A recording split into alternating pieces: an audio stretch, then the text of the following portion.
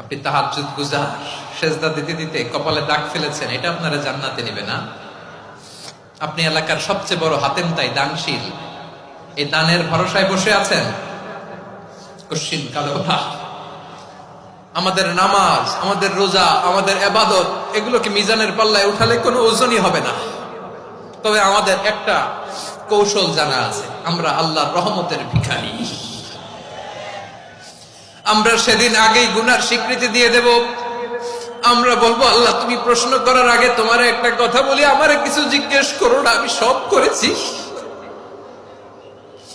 এমন কোন পাপ নাই যে পাপ আমারে দিয়ে হয় নাই।